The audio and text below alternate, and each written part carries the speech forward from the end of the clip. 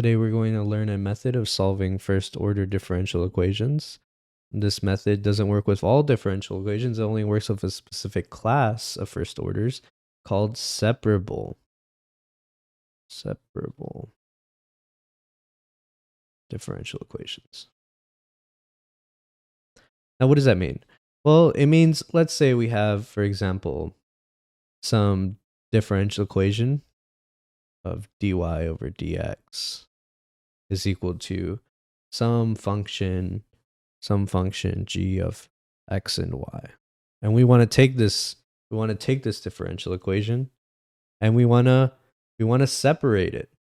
We want to separate it into just a function of x, or I should say a function of y dy is equal to some other function of h of x dx. So we took some function made up of x's and y's, and we went ahead and we separated it into two different functions made up of only y's and only x's. So that's the goal here today, and this is separate a differential equation. Here I have the example dy over dx is equal to negative 1 over 8 e to the x. So what do we want to do here first? Well, let's see if we can separate this. Well, how can we separate this? Well, I think the first thing we can do is we can try to remove this dx from this dy. The way we can do that is by multiplying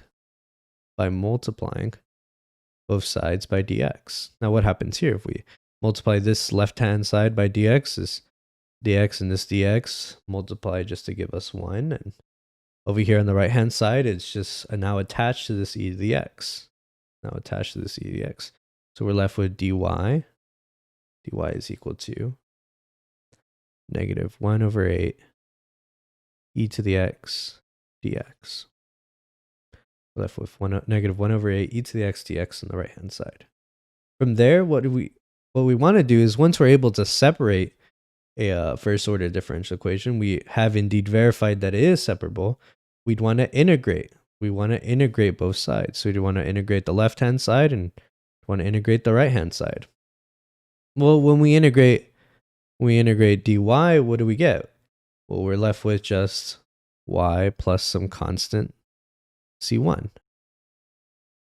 And when we integrate the right-hand side, well, what we can do is we can pull this negative 1 over 8 out, and we're just left with the integral of e to the x dx. Well, the integral of e to the x is just e to the x.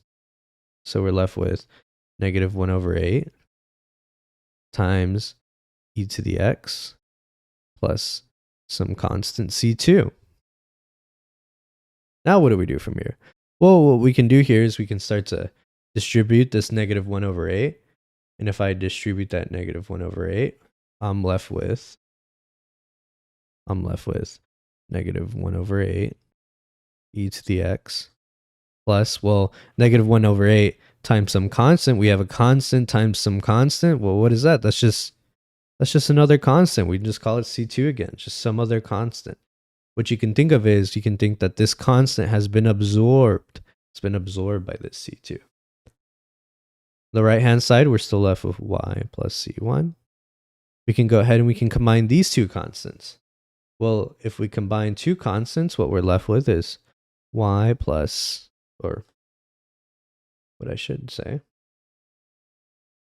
So we're going to subtract two constants. So subtract c1 over here and subtract c1 over here. This two cancel out right here. c1 minus c1 is just 0. So what we're left with is y is equal to negative 1 over 8 e to the x. c2 minus c1, a constant minus a constant is just some other constant. Call it c. And there we go. We've learned how to solve our first order differential equations through the method of separation of variables.